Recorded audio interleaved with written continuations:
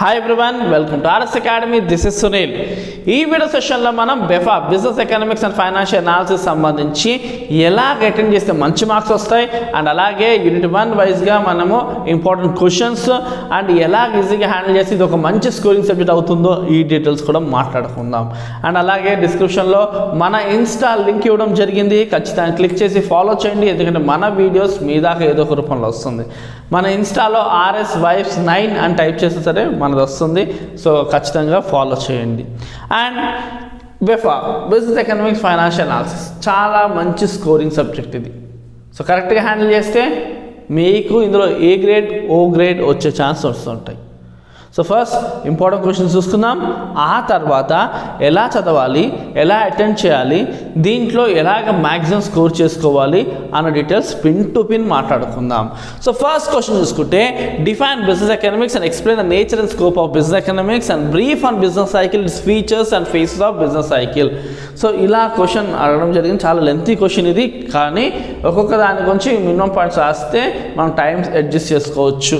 So business economics definition, దాని nature, దాని scope, business cycle, ఇంకా ఫేసెస్, ఒక్కొక్క దాని గురించి ఇక్కడ మనకు 5 సబ్ టాపిక్స్ ఉన్నాయి. ఈ 5 సబ్ టాపిక్స్ నుంచి ఒక్కొక్క దానికి ఒక 5 to 6 లైన్స్ రాస్తే సరిపోతుంది. బిజినెస్ సైకిల్ ఒక డ్రా, ఖచ్చితంగా ఒక గ్రాఫ్ అనేది వేస్తే ఖచ్చితంగా ఫుల్ మార్క్స్ ఆ ఆన్సర్కి వస్తుంది. Next non conventional sources of finance. Okay, and what are the various types of business entities, business entities ఏంటి ఆ details. And next, what is economics and what are the differences between micro and macroeconomics? And next, what is the procedure for setting up a public limited company? And next, different sources of different sources of capital for company. And next, explain multidisciplinary nature of business economics. ఇవి important questions. ఇప్పుడు business economics ఎలా handle చేయాలో మాట్లాడుకుందాం.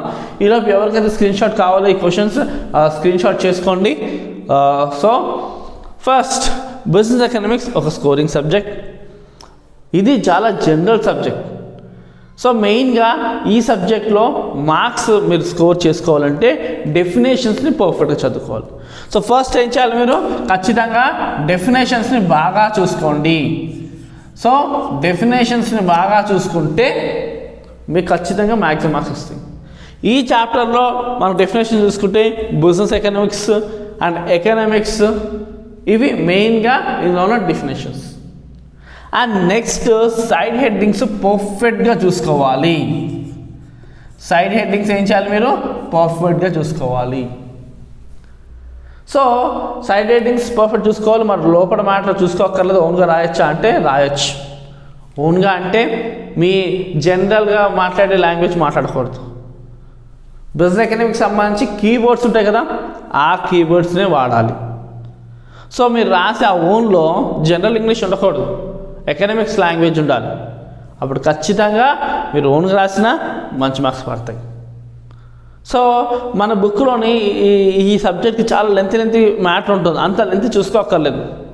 Minimum points చూసుకోండి. ఒక్కొక్క దాని గురించి minimum points చూసుకోవాలి. సో టూ మచ్ పాయింట్స్ని అవాయిడ్ చేసి మినిమం పాయింట్స్ని చూసుకోవాలి. సో మీరు కరెక్ట్గా ఫోకస్ చేస్తే కనుక మీకు సింపుల్గా 1 అవర్లో ఒక యూనిట్ అయిపోతుంది. సో ఒక్కొక్క యూనిట్ 1 అవర్లో ఈజీగా చూసేసుకోవచ్చు.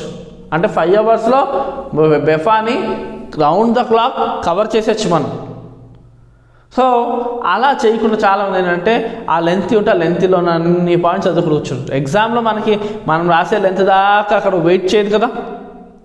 సో లెంత్గా రాయడానికి ట్రై చేయకండి. అసలు మీరు ఎంత స్పీడు, మీ టైము, దాన్ని బట్టి బెఫాలో ఒక్కొక్క ఆన్సర్ యొక్క మ్యాటర్ని పెట్టుకోవాలి. టోటల్ ఈ యూనిట్ని అంటే ఒక్కొక్క యూనిట్కి సంబంధించి మీరు 6 to 8 పేజెస్ని రెడీ చేసుకోండి. 6 to 8 మినిమం. ఆ తర్వాత 12 దాకా రెడీ చేసుకున్న తప్పలేదు. 6 to 8 అయితే మినిమం పేజెస్ ఏంటి, 6 to 8 పేజెస్ మినిమం రెడీ చేసుకోవాలి. మినిమం. లేదు ఇంకొంచెం మా హ్యాండ్ రైటింగ్ ఫాస్ట్ మేము చేసుకోగలుగుతాము అన్న వాళ్ళు ఏం చేయాలంటే ఒక 10 పేజెస్ దాకా చూసుకోండి. అంటే మ్యాటర్ రెడీ చేసుకోవాలి. అంటే ఇప్పుడు ఇది ఇక్కడ ఎలా మొదలు పెట్టాలి, ఎకనామిక్స్ డెఫినేషన్, తర్వాత బిజినెస్ ఎకనామిక్స్ మొదలెట్టాలి. ఎలాగా, ఎకనామిక్స్ డెఫినేషన్తో మొదలు పెట్టాలి. ఎకనామిక్స్, బిజినెస్ ఎకనామిక్స్ డెఫినేషన్స్, తర్వాత నేచర్ చూసుకోవాలి, తర్వాత స్కోప్ చూసుకోవాలి, తర్వాత ఫీచర్స్ చూసుకోవాలి, అండ్ తర్వాత టైప్స్ ఆఫ్ బిజినెస్ ఎంటిటీస్ చూసుకోవాలి. టైప్స్, ఈ టైప్స్ సంబంధించి flow charts. Types of sources, business sources చూసుకోవాలి, బిజినెస్ ఎంటిటీస్, తర్వాత సోర్సెస్. సో బిజినెస్ ఎంటిటీస్ చూసుకోండి, తర్వాత సోర్సెస్ చూసుకోండి, క్యాపిటల్ సోర్సెస్, అయిపోద్ది. ఇలా 6 to 8 పేజెస్లో మీరు ఫ్రేమ్ చేసుకోవాలి. 1 hour to 1.5 hours టైం పెట్టుకోవాలి, స్టాప్ వాచ్. ఆ టైంలోపు ఈ యూనిట్ని రౌండ్ ద క్లాక్ ఫినిష్ చేయాలి. సైడ్స్ పర్ఫెక్ట్ చదువుకోవాలి, మ్యాటర్ని వీలుంటే పర్ఫెక్ట్ చదువుకోండి, లేదు అంటే న్యూస్ పేపర్ రీడింగ్, అంటే జస్ట్ అలాగా అక్కడి నుంచి ఇక్కడ దాకా ఒక 3 times చదవండి, విషయాన్ని అర్థం చేసుకోండి, మీ ఓన్ వర్డ్స్లో ఎకనామిక్ కీవర్డ్స్ వాడుతూ రాసుకోండి. దీంట్లో ఏ గ్రేడ్ ఓ గ్రేడ్ ఈజీగా సాధిస్తారు. ఐ హోప్ ఈ వీడియో మీకు చాలా హెల్ప్ అయింది అనుకుంటున్నాను. అండ్ ఖచ్చితంగా మిగతా యూనిట్స్ ఇంపార్టెంట్ క్వశ్చన్స్ కూడా మన ఛానల్ నుంచి, ఆర్ఎస్ అకాడమీ ఛానల్ నుంచి మీకు అందుబాటులోకి వస్తాయి. మిగతా సబ్జెక్ట్స్ కూడా ఆల్రెడీ ఉన్నాయి.